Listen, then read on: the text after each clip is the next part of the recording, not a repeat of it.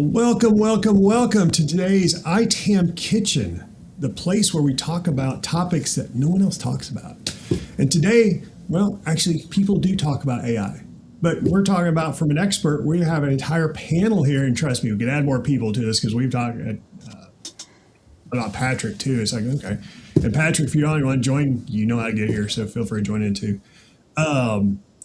It's about AI in asset management and how it can further enhance what we're doing. Also, look at some of the changes. And I'll forewarn everybody, we have 5 people here and 5 different opinions. And that's the best part. But it means that we actually may have more than one session on it. That's also how I look at it. But I was figuring, okay, let's get everybody. Said, you want to talk about AI? And they say, yeah. That's how we ended up here. For those who don't know me, my name is Bill, Mr. Bill. I'm a recovering IT practitioner. I've done now the ITAM Kitchen for almost 3 weeks. We've been doing this every day and having a blast on several different fronts. Several of the guest speakers here, right here as well. And we talk about those topics, and it's being able to say, have an open collaboration. Because the overall purpose behind the ITAM Kitchen was to bring fun back into ITAM, right? We think about how we do asset management, software asset management, configuration management. We get in the weeds, and we really roll up the sleeves because we're data geeks, right? I can totally admit that for me. And sometimes the funness behind it, we have to figure out, okay, how do we spice this up a little bit, have some collaboration, talk to the experts, and have it here live.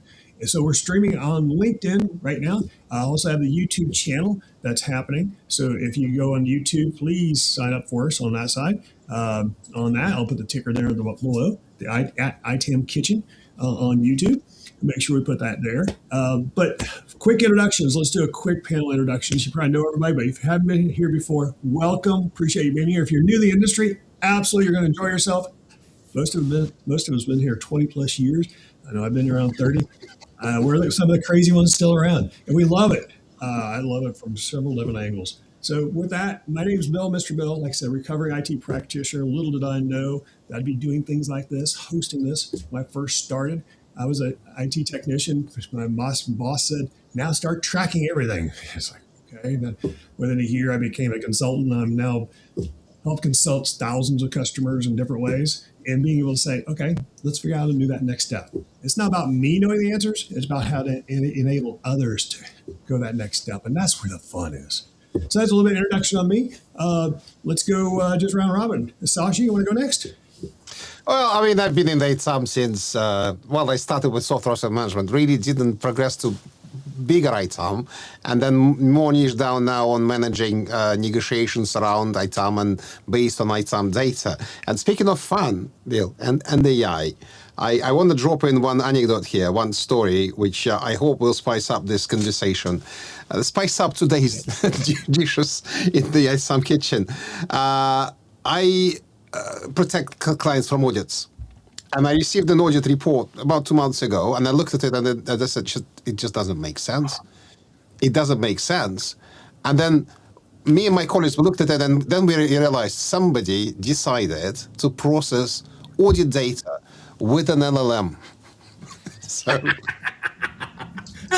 now, we still doing the dishes in that kitchen. So yeah, this is where I am. Really want to talk about AI. Perfect. Ready to be next on my screen. Well, good morning, good evening, good day. Yeah, I'm Rennie Rollinson. I am currently in the frozen mitten of Michigan. And I've been in IT asset management like Bill at least 30 years. And started out as somebody sat me down in front of a spreadsheet and I turned into a data nerd. And as I've grown in my career, we all make changes, and I went from PC technician to help desk leadership to asset management. And so here I am today, IT asset management for Stefanini. We do managed services for our customers.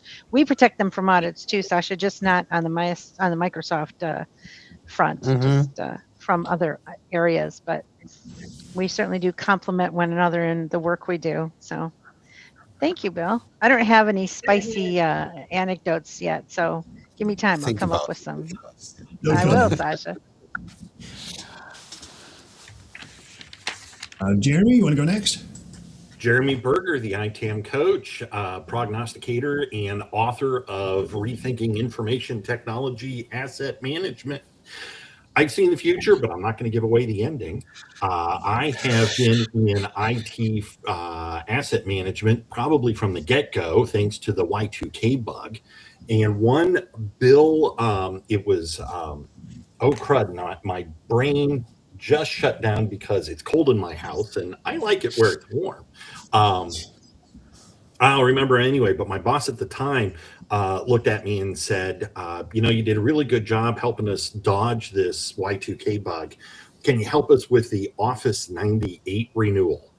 And from there on out, it's been spreadsheets and Unicenter and Flexera and ServiceNow and all the other technologies that are running around. Awesome. That's awesome. And Deanna? Good morning. Well, I've been sitting here trying to remember when I started into computers, and it was high school. I was the second female allowed to take technical electronics in school. I don't know because females didn't like technical electronics or not. I found the subject fascinating. And then I went from electronics into watching people put computers together, and it hasn't stopped since then. Then I went into ITAM service management, and about 12, 15 years ago, I moved into asset management and never looked back. But I really appreciate my time in service management because my time now in asset management shows me how the people aren't using the tools correctly. So Absolutely. And that impacts everything downstream, right? Yep. Or collectively. We're talking about the people, process, the technology, the data, and the governance around it, right? Yep. And That's I always the find I do framework. like the people end of this as well, because I'm actually now, I went to school. I have a degree in training adults with technology. So that's what I do. I've always been in technology for some reason. Yeah, that's awesome. That's great.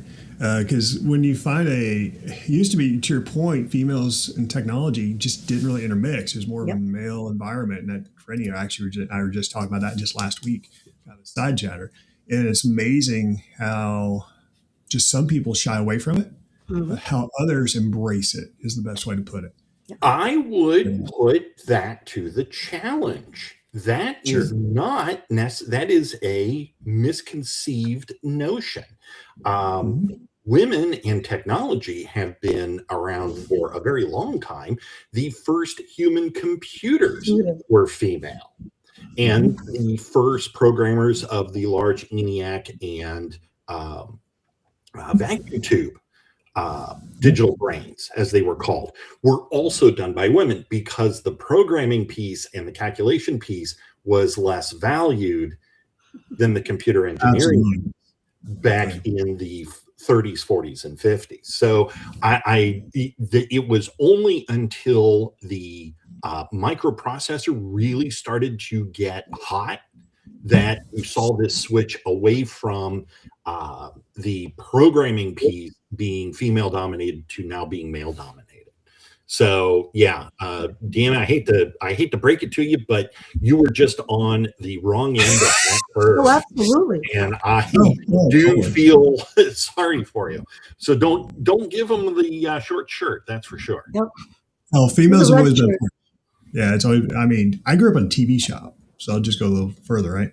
My mother was the first female graduate from Zenith Technical School in Chicago for repairing TVs back in the 70s. So to your point, it's just there, right? And if you have the knack, you have the knack. And if you're shy for any reason, speak up. Seriously, that's the whole idea. And we'll there's lots of other rants I can go on that one.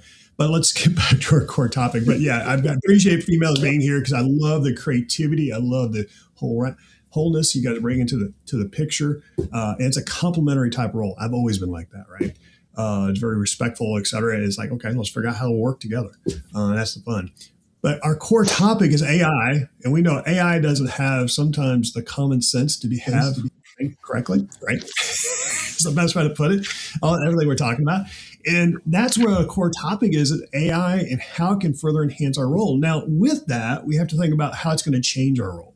So with that topic, let's hit it for a couple different angles. And Sasha, let's use the example. Let's just hit right off where you started there, your story, right? Leveraging AI just to provide those results and not, I'll just put it out there, not auditing, easy for me to say on Monday morning, where it's cold here too. I've got about 17 degrees here in Tennessee. Amateurs. Exactly. But it's about not auditing the results the technology is giving you, which we're auditors. That's what we do. That's our true life. And if you haven't thought in our role, we don't audit, I don't know what's going on there. We've always had to audit our results because that's just what we do on that part. Speaking of that, one quick note: if you're online on the chat, please put where you're from. I see the chatter already going for some of the guys and gals already here on a regular basis, which is awesome. Just identify where you're from, because I know the audience is much greater than everybody that identified, but don't be shy. This is here about collaboration. But back to the point: not auditing the results and expecting AI to run the environment. That's kind of where you're going there, Sasha. You want to provide? Can I? So I'm looking at it from just one point of view. Obviously, AI could be used in operating environment, actually managing assets. We could discuss it today. Correct. So those of you who manage assets, absolutely. AI could be used to analyze agreements. I found it's one of the best ever in software asset management. One of the best ever use cases is to have a library of software licensing agreements and different addendums and whatever other vendors call them, schedules, CTM forms and whatnot, and throw in a new agreement and just ask AI, what is non-orthodox in this one? And do you see any issues? And I found that LLMs of the current generation, I'm not sure about Copilot, but good LLMs are really good at that. They are not legal. Obviously, you need to pass it on to legal if you have doubts, but it really helps you prepare to negotiation. We are professional in negotiation business. I don't think AI will soon replace negotiators, really. But preparations around, what's changed, least desirable, most desirable outcomes, just drafting, scaffolding the negotiation plan, absolutely. Still, it's a very, very little area where AI really can excel. But what I absolutely am against is trying to fix every single problem with the same tool. And where LLMs are evil is trying to normalize the data. Please don't. I mean, I beg everyone who will ever discover this video, please don't, especially if you're an auditor, because golly, it hallucinates. It creates non-existent user accounts. It fills in, it puts in non-existent models. It doesn't matter what you feed it. It's the way it works. It can only have like 8 particular points it's attached to. It ignores instructions. It can't follow a proper process. There are different AI tools that can do that job. So I'm not dismissing AI entirely. There are tools, and AI professionals will probably eat me alive right now, but this is the term that I repeat these days. They're not called large language models. They're called small action models. Very specific models, fine-tuned for a very specific action, data normalization. And yes, they can guess much better. And yes, they can follow specific, because they're trained to do so. They're not trained to pretend to write a good essay. So I'm going to come after you here, Sasha, on this one, because I'm next. You are. I'm going to tee this up for you, Rennie, because we really first need to start talking about is deciding what we mean when we talk about AI. The transformative data model that the large language models are using right now is just one small segment of what AI really is. Asset managers have been using AI for decades. How often are you reading a scanned image of a paper document, an underpinning document? That was captured not by a camera. well, it was captured by camera technology, but it was enhanced and made readable by machine learning models that sharpen up that image so that you can actually make sense of it. We've used predictive models for consumption of hardware and software and inventory managers for a long time. And that normalization piece goes back, many more decades with even some of the early IP TCP technologies that made communications possible. So let's be really clear about when we say AI, are we talking about large language models? Do we only want to talk about large language models, or do we need to talk about some of these other predictive analytical tools that need to happen? And Rennie, I pass the baton to you. Well, I think we have to be careful. Like Sasha said, you got to be really careful. The AI tool that I use for my team and my customers, it's an internal AI tool. So we don't have to worry about confidential information and winding up in ChatGPT, right? So we're careful there. That's the first thing. Second of all, we use it for things to do. So things that ServiceNow, the Flexera, that any of those other tools don't do. For example, so you may or may not agree with this, and that's cool. But when we do a launch, we use it to run comparative analysis of data versus our data scrubbing instructions. That helps us be able to, through data that would have taken us a week to get through, in a matter of minutes. And then we can make decisions from there. So we necessarily try everything that AI gives us. We go back and we look at it, we study it and make sure that we're really clear that did this really come out right or not? Because sometimes the rules that we give it require, the brain, a human brain, to make a determination as to whether that rule really applies or not. So for us, we're not using it in the SAM space because we already have tools in the SAM space that help us with that.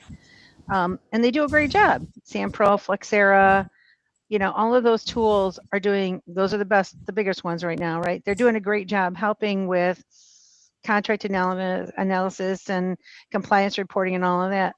But we still have some data that we have to manipulate outside of the tools. And so, and especially when your customers don't have the money to pay for Ham Pro or, things like that. So that's where we're using it.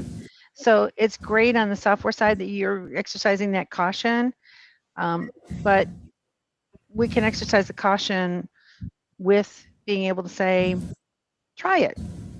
Just try it and see what happens, right? Because you can't break it. And I think Robert brings up a good point here too, right? Normalization can be done in storage stages, exactly. It's all about auditing. That's kind of what you're doing as well, right? Randy, you're testing it, you're kicking the tires. You're not just trusting it blindly, right? With the appropriate due diligence and quality assurance. That's what you're talking about. You trust it, you understand it, you validate it. That's back to the auditing, right? So we have to make sure we're auditing and making sure we have that. Then we can build into it and further build upon it. We can't just say blindly, okay, there it is. It's going to be done. It's that magic 8 ball, right? However, we have a culture that is treating AI as omniscient. They have grown up in an idea of R2D2 and C3PO and Commander Data of the world, where AI is better than humanity. It's the magical, yeah. And when your manager says, well, we have to be using AI because I presume it will give us a better answer, we need to hit the brakes on that and say, au contraire. Mm-hmm. And I think, Rennie, that's where you and I tend to differ, that, AI, can AI be used in guardrails? And I think my position is still, we haven't even built the guardrails yet. And there's one other, and I want to give Deanna a chance to jump in on this next one, but I want to throw in not just the guardrails, but the we're still building out the guardrails, but we're also still need to build out our emotional relationship with AI, because there's still that presumption of AI can do it better, faster, cheaper, even though it keeps proving itself as not to. So, Deanna, go ahead, take the spotlight. And Deanna, let me interject. Robert actually just put up another thing. I think we all have this opinion, right? Don't get us started on the business push of AI everywhere. I think that's the core to everything we're talking about, right? That's our danger in hand. It's like, how do we apply it? And we all have different use cases. I'm using it too for different reasons, but let's just keep that in mind. I just want to throw that in there. I tripped over myself. It's the transfer of the onerous away from human beings and onto this machine that we need to be really careful of. That's where I think the guardrails need to be built, that we are not doing as societal and in business in particular. Sure. Deanna, go ahead. I apologize. I'll sit down. Well, a lot of people are still semi-afraid of AI taking their jobs. We have the ability to look at the whole picture, physically look at, where AI is pretty much electronically looking at what it already has or what it can find.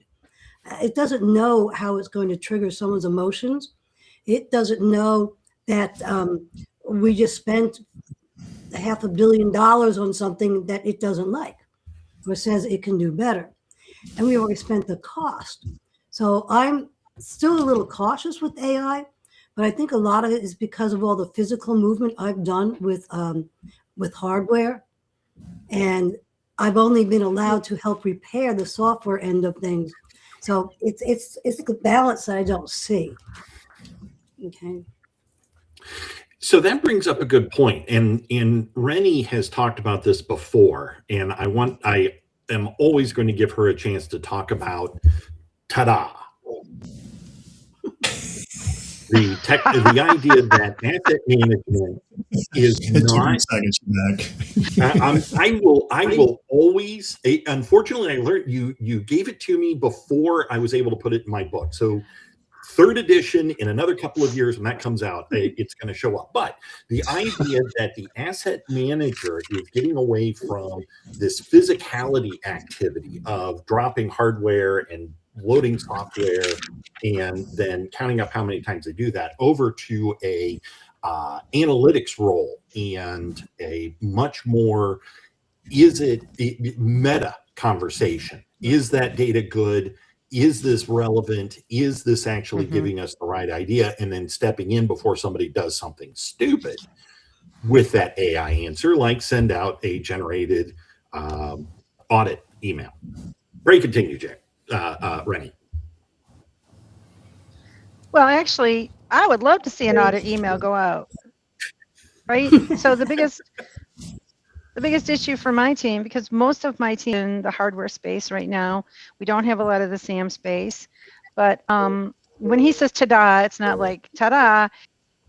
It's more, it's an acronym that I jokingly made up, technology, asset data auditing. And really what we do once that asset record is created is we processes and the people surrounding asset management and lifecycle. You know, I keep telling my people, what I do is no touch. We don't touch those because that's not our job. And if we did, you'd have to pay me a lot more money, right? First of all. Second of all, my job is to make sure that I am protecting my customers' assets from cradle to grave. So from when it ships from the OEM or the vendor to when it goes to the disposal company and we get the COD back, that's our job. We audit that. I'm surprised how many, like you said, data analytics. We are what? I'm sorry, Deanna, go ahead. So I was amazed at how many companies do not audit their CODs and COEs. They just take it for granted that it's out the door. Huge. I'm done. Huge. Well, is AI going to tell me that? I'm sorry. And this is evidence of this demand that we have to push our onerous of our activities away from us. Yeah. We do it with our third-party service providers. We do it with our value-added resellers. This is probably where Sasha starts saying, yeah, but I make a bunch of money on it. Now we're doing it with AI. No, Your Honor, it wasn't me that said that. It was the AI. So you can't hold me liable. And the legal aspects of this is going to catch up in a hurry. We had a police chief in Birmingham, United Kingdom, recently losing his job when somebody discovered that he based his decisions on a report put by ChatGPT. So that wasn't an excuse. It was a national scandal. I know we're across the ocean and you don't follow us, but it was pretty ugly. Well, but what we're all bringing back to, right? It's nothing new with AI, but it's impacting us differently because it's impacting what our roles do, what we do day to day, our advisory activities, et cetera, as well as the outcomes. Is the audits, being able to audit what's happening, right, versus just accepting it at face value. That's kind of the core and the crux of everything I just heard, right? You're not reviewing the results. You're just saying push it on. Make it happen because we get too outside busy. Of the tools too, right? So there's absolutely.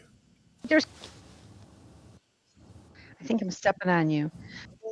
So, for example, when we do our playbooks or our solution design workbooks, we take the verbiage, the narrative on those processes, and we can turn them into swim lanes and races using AI. It goes much faster. We can rewrite our KBs. We had a customer that moved from Flexera to ServiceNow. We had to rewrite all the KBs. We were able to do that within weeks rather than months because we took them, fed them into our internal AI tool and said, rewrite this for ServiceNow, this version, blah, blah, blah. And it did it. So it's not just about auditing the data. It's about use it in a way that helps us get things done faster. There are so many times I get things that come across my desk and I go, this is so, wait, let me see if my internal AI tool will help me with this.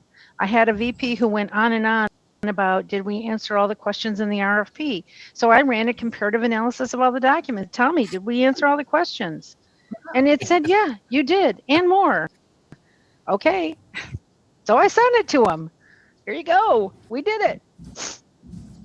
So just about the asset data, because I think the tools that we have for managing asset data, like Flexera, ServiceNow, Aerosent, whatever there are out there,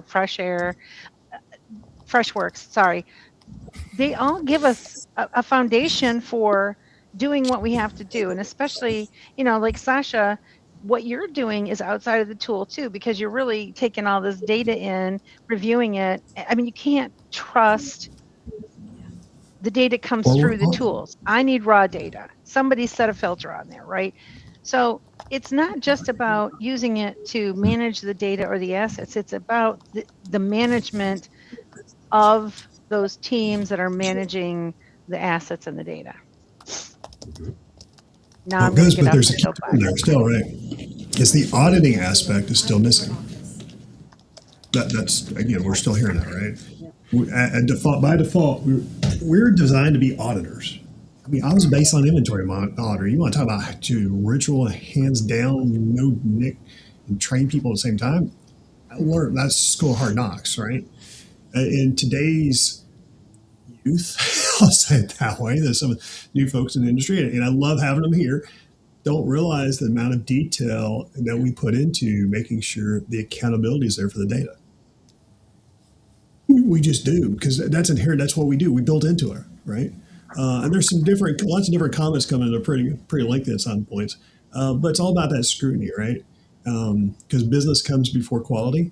And I saw Robert put a little comment about that. And there's some truth to that. And we just have to figure out, okay, how can we keep in mind AI, the whole purpose behind it is automation. I've been doing automation myself with technologies for 30 years. I mean, I was writing workflows in Asset Manager and Asset Center and all that stuff way back on anything we're talking about now, right?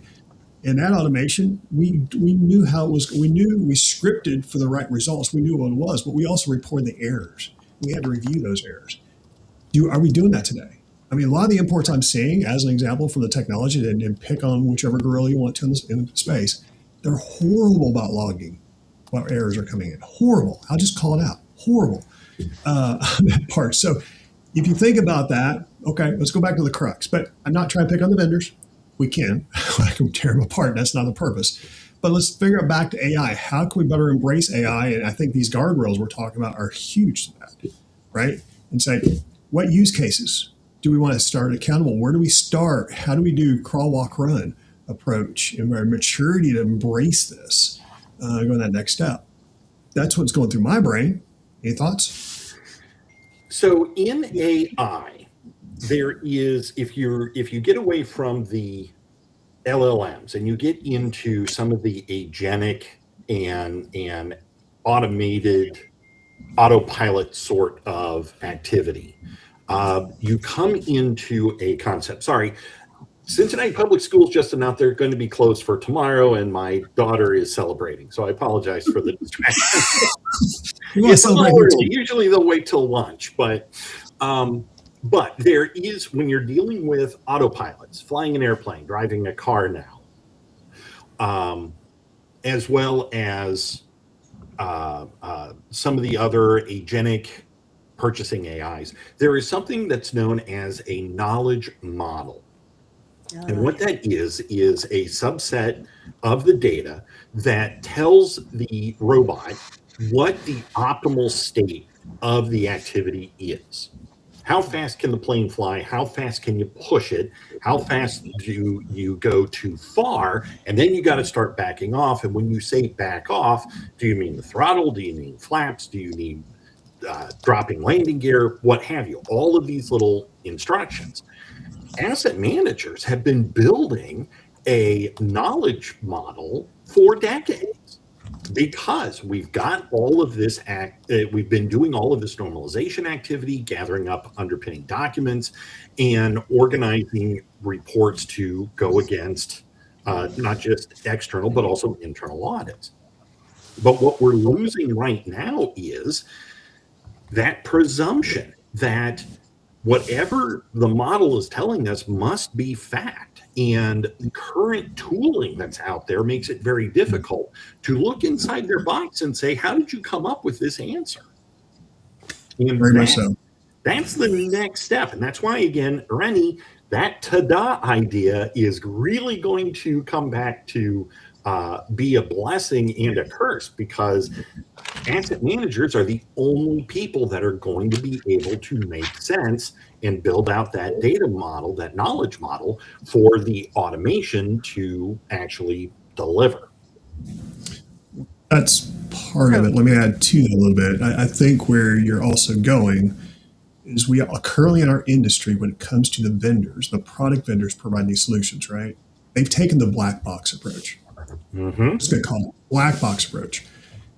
It's driven me batty for years, black box approach, because they don't say, oh, well, it just happens. There's magic behind it.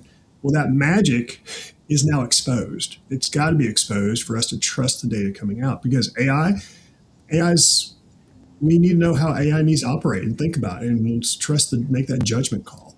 Again, I'm just going to throw that little nugget out there, because the vendors have to help us a little bit. It's not just about us figuring it out. We've got to work with these tools, because if we're going to trust these tools, pay these millions of dollars for it, not just thousands, but millions, it's got to be a two-way street.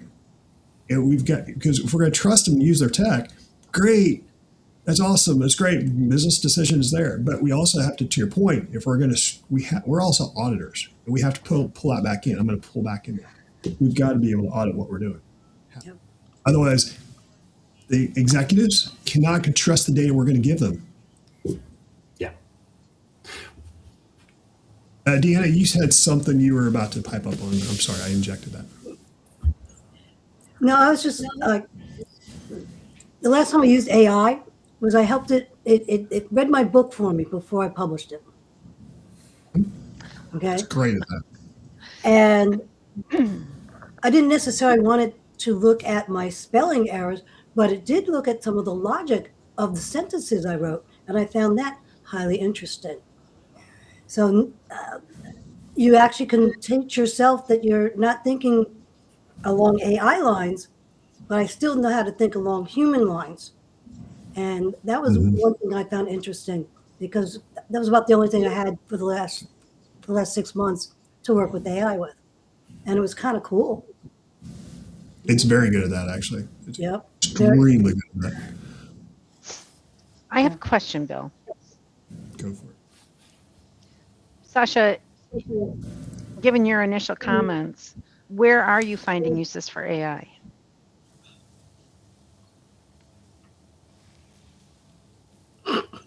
Situation tracking statuses really helps when it's a long ongoing project. It doesn't matter, or a managed service, by the way, and a day-to-day ITAM management. What I find is AI it's not perfect. It still needs nudging. It's a lazy child that will take a shortcut if you don't control it. Always forget about your instructions. Doesn't matter how you ask for it. It's unfortunately it's a design flaw of the whole principle of the LM. Still, under supervision, it really helps seeing that progress. Frees a lot of time of project managers. I had a PM this morning saying, "I'm afraid I'm going to still soon lose my job." He won't, because his value is much higher than just collecting project statuses. But that particular point in management, ITAM as well, is absolutely fantastic. And I already said contract analysis. Potentially, by the way, which would, if you just continue evolving this idea,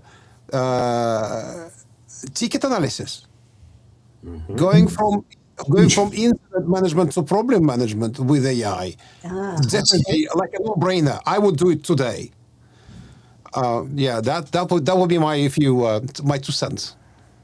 Well, it's kind of like what Curtis Paul saying, right? The LLMs that we have available to us today are simply assistance tools, right? I'm just trying to say what Jeremy also amplified, and many of you confirmed, is that I disagree with only one thing right now, which is trying to use LLMs to normalize data. Yes, it can be done in a controlled manner. Yeah, you're just using the wrong tool. That's it. Yeah, it's just a wrong approach, and you're creating yourself more headache than you're solving. There are better solutions available in the market. Automation for data normalization it still works better. Just simple, old school database comparisons. Filling in the gaps from available data sets that are open source even these days. Like number of processes per server model. You don't need AI for that. No, seriously. I hope you understand. Well, it is, because it's going to take time, right? It's going to get there. We're not saying we don't want it to go there. We're not saying we don't want to trust it. We're just saying at this moment in time, at this juncture, we're not there yet. Right? Again, that level of maturity. And I love what Sasha's saying about data normalization, right? Because there's so many variables, there's so many levels of understanding within what comes into you. We do AV conference room tracking. We do asset management for EUC devices or network devices, and the crossover between those devices is tremendous, and we don't always get the right data from the discovery tools, right? So when we put that into some sort of a normalization tool, we still have to go back and run checks on it, right? Yeah. So there's still, go ahead, Sasha. Well, I actually wanted to jump in. I want to understand, if everyone to understand it as well. I come from a very interesting, different point of view here. So there's a level of tolerance, and it was mentioned in the comments, and I keep reading all the comments that our viewers are posting today. So none of your comments are missed, trust me.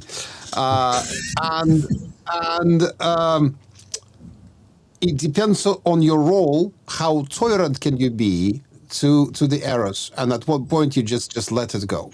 And I would say, if I remember my past in in actual management, I would say I would be all right with 60% data quality.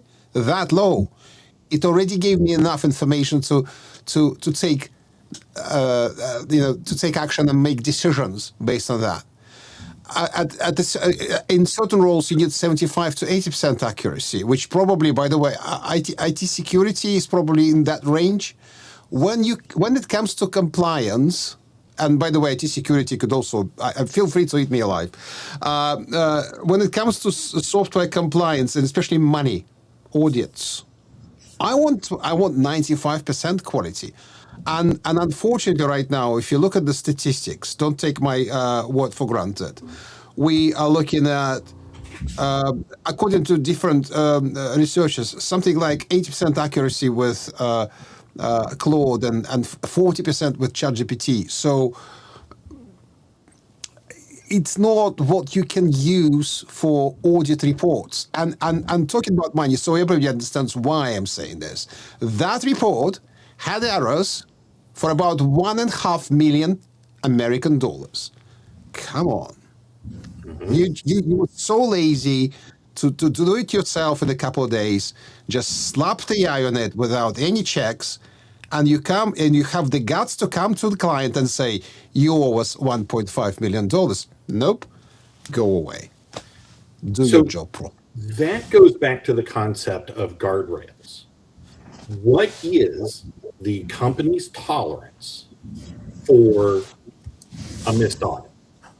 There isn't I have yet to run across a client that could tell me straight-faced from the beginning of the project, we need to get this down to within about 2 to 3% or 3 to 5%. They always look at me and it's like, well, what would be the industry standard? It's like, guys, really?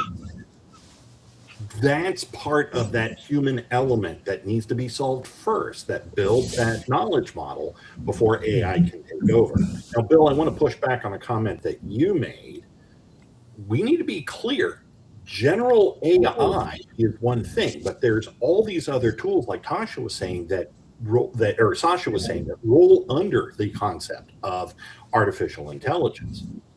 Machine learning is a great way to normalize your data, organize, do the taxonomy on your CMDB, and make sure that you're actually counting stuff the way it should be. That's what Flexera and remember Technopedia worked so hard on in the 80s and the 90s. That still works, but to trust LLM, which is really just asking the question, what word best answers this question? What are the words that follow after it statistically? That's not going to help. And so there's still this human need, this human first that needs to be in the mix that says, this is BS. But and I'm looking at Deanna and Rennie, and they're both like, "Oh yeah," and it's the guy that's explaining it to us. And I'll go back to a little bit of pushback. And you mentioned some of the vendors, right? That's back to the black box. Yes, indeed. And they've been doing the black box for years, which they've been successful at to get good enough, right? With when you talk about the additional automation, keep in mind I'm an integration guy, right? And always look for the data accuracy, because I get dinged if the data doesn't come across correctly. But that's not how integration folks look today. And that's where I'm coming from. It's like, we have to know how this is being processed. Like literally, I wouldn't say script it out, but be methodical on how you're processing it. So at least I don't want to mimic what you're doing. I may have to, because I have to audit. I want to audit what you're doing, right? And there's some good comments out there. Go ahead, Sasha, throw that one up there. And because when you start thinking about how again, we have to audit, and we keep getting pushback from the executives. No, go trust the vendors. Again, I'm picking on vendors on this side for the technologists. It's like, it's not just vendors, it's just in general. We've gotten lazy on our auditing side. Yeah, go ahead. I've also found that just because you've had AI normalize everything, it's not going to matter if you don't have the right input in the beginning, because you're going to have to run it over and over again. You have to train your people. This product has this name. When we buy it, it gets this much information, but you must keep this name. All the new information will roll up into the normalization process. But if you keep changing your naming convention, you're never going to succeed. I've been on 3 normalization projects. It hasn't worked. Yes. No, I concur. And again, the answer collectively, the zeitgeist has been, I don't want to work that hard, so I'm going to trust the magic bullet. I'm going to trust the machine. And that is a recipe for disaster. I concur. Once you normalize, you're only going to get about 40 to 50%. Then you have to massage the data. Then you have to go back and re-normalize again. Then all of a sudden we got a shipment and the person in procurement didn't know how to put the new stuff in. Then we have to run it again because your counts are all going to be off. Or you're going to have to look at so many little pockets that normalization really didn't do you anything. Absolutely, absolutely. Now, I do like Curtis Paul's comment in here. It's an interesting little note. I'd rather ask the LLM to create code specifically designed to do normalization processing and then to normalize the data direct. Yeah, they'll eventually all happen at the same time if we understand the steps. See, that is a completely different approach to data normalization. You're vibing an app that does proper data normalization. You're not using LLM in the chat to fill in the gaps. That's different. Still very error prone, but even from the bird's eye view, you can see that it's a better approach. Absolutely. So I just wanted to throw that comment in there because it's, again, how we bring this all together. That's the important part because we're collaborating, right? How we make that happen. So, yeah, Rennie, you were going to make a comment. I'm sorry. Oh, God, I got lost for a minute there. Am I still on mute? No, apparently not. I think it goes back to the guardrails, right? What guardrails do you need? What stories do you need to tell? What information needs to be in place? You know, for example, when we launch a customer, they ask me why I need raw data. Well, I don't know how your tools are set up. How did you filter the data coming in? How are your inputs happening? Those have an impact also. So when we look at all of that information, and for me, and I was just messaging one of my guys who's on the call, we have been working on developing assistants, AI assistants to help us with specific tasks. It's understanding what needs to happen and how it needs to happen. And his comment was, and I'm gonna quote you, Alvin. It helps to make our work faster, but we're still not completely depending on it. We still test, analyze, and do some of our manual work, which brings us to your point that we really need to have framework around the AI and work that we're building, right? It's that framework and testing that framework continuously to make sure that it works. We have, we're doing Stockroom Inventory AI Assistant, where they send us the inventory, we pull the data, blah, blah, blah.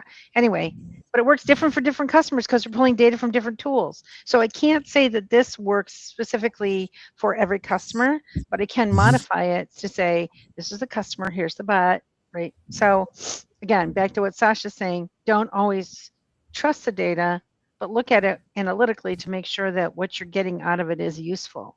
So for us, it becomes useful. So trust but verify. I use that phrase in my book all the time. There's also that additional nugget you just add in there, Rennie, is it depends upon the environment, how you do it. Yeah. And we have to keep that in mind because I heard executives all the time in my pre-sales roles, right? I want to do it however XYZ companies do it because you guys have already done this before. The executives say, I don't want to hear any noise. I just want to repeat it. And it's like, you're not that business. It's not, well, I want to replicate. We're going to throw everything out. It's like, you're not going to gain anything because that's not how you don't operate like that other financial institution. You're different. And being able to get that across to the executive, that's not easy either. And you run into that. Ask for help. That's the best way I can do it. Ask for help because that's where we all need to struggle and figure out how better to collaborate and communicate, is working through that. But as we go through, we're here on the last 10 minutes. This goes by fast. So, and it's like, it's amazing how, as we knew we were going to talk forever, which is great. But as we wrap up today's conversation, we can talk in a second if we want to have a part 2 when we want to have that. But guardrails. We all went to guardrails. Let's do a round robin about 2 guardrails we would like to see in place or help suggest to any of our listeners to put in place when it comes to AI. Whoever will start. I'll go first. 2 guardrails. What is your tolerance for risk that this thing is wrong? And that's a very long and difficult conversation. I'm not going to give any variables, but that's the question that needs to be asked. The second one is, and I had it and I just lost it. Don't forget what you're thinking about. That's the other risk. Okay. Got it. The second one is, how whole and complete is your data set for the answer you're trying to get? And I want to corollary that with, make sure you ask whatever AI you're using, how did you get to this answer? Yes. So, Deanna, how about you? We'll put you on the spot next. Sure. There you go. I keep picking her. She's on the left of me. That's okay. One of the things I've also noticed is I went to 2 companies and they didn't think that the manufacturer was kind of like a good name and they were only using vendor. Well, I can't now tell you who I purchased my HTTP equipment from because we got it from CDW. And then another company, their BIOS was set up very well through their vendor. And what they inputted from the manifest did not match the BIOS, even on their pieces of paper. So their CMDB and asset data didn't go together well. And you wouldn't have known these things unless you started working with them going, okay, why isn't this working? And that's when we, as auditors or investigators, we put our investigation hat on going, wow, you have so much information in your BIOS from your vendor, but you don't even know who your manufacturers are for when they type, because then input to I bought this asset from CDW, but it's an HP piece of equipment.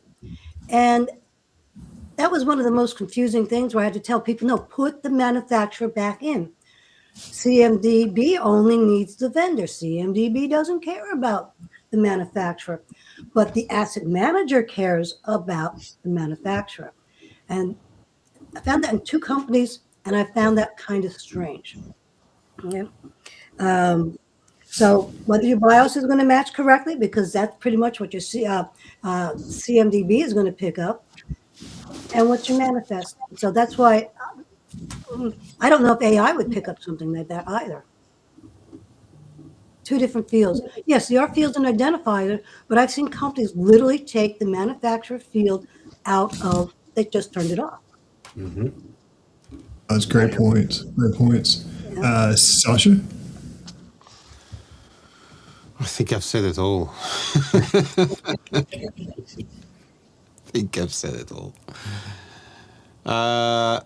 If I wanted to say closing statement to what I said, at least, and others, I hope that's what you were saying, is that don't be afraid of using AI. It's just be absolutely understand that it's a petulant child, as somebody wrote in the comments at the moment, and understand what your risks are.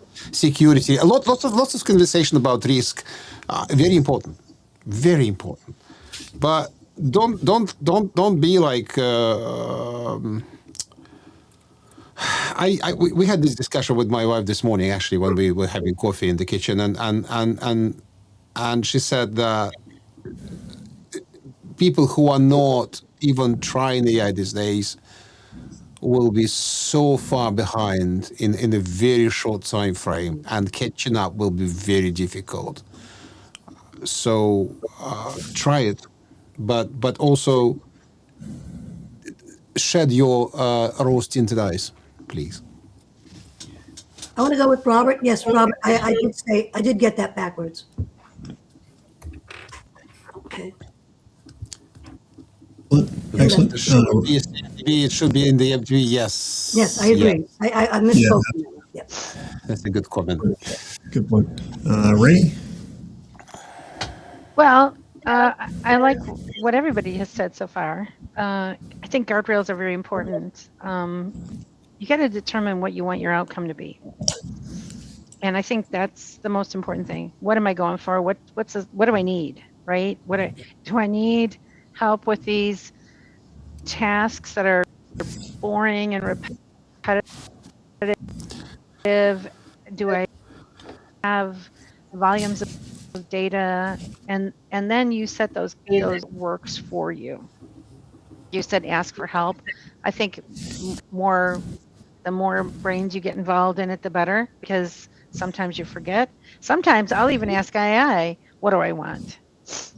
Because we've been in this job a really long time, and I have forgotten more than I can remember sometimes. Yeah. You know, I have had it create solution design workbooks and proposals and SOWs for me based on the RFP information that's come in. I go back and read it, and I modify it greatly to match my voice. But it's understanding what you need and what you want your outcomes to be. And then again, Sasha, you mentioned security, and I think that is one of the biggest things for me, because we have a managed service. We support multiple customers. I cannot take my customers' data and put it out in ChatGPT. I can only use it internally. So even if you're working on your resume, scrub your personal information out of it, because you don't want that out there, right? You don't want your name and phone number, and it winds up in, you know, some, what do they call it? Ghost? Is it ghost? Mm-hmm. Yeah. Mm-hmm. So, you know, you want to make sure that any data that you put out using public AI tools is scrubbed of any identifying information. That too. So there's my last nickel. Okay, excellent. Excellent. And the two to come to mind for me, those would be me. Know your quality metrics. Know what you want for your quality, whether it's the data, the systems, etc. Know what you define as quality, and make sure you have those systematically known prior to going through the endeavor. Otherwise, map out your equation prior to actually putting the details into it, right? I just had to be trained by somebody who was a quality analyst. So when you understand the quality, then you can trust the results, which goes to the second part. Always audit the results.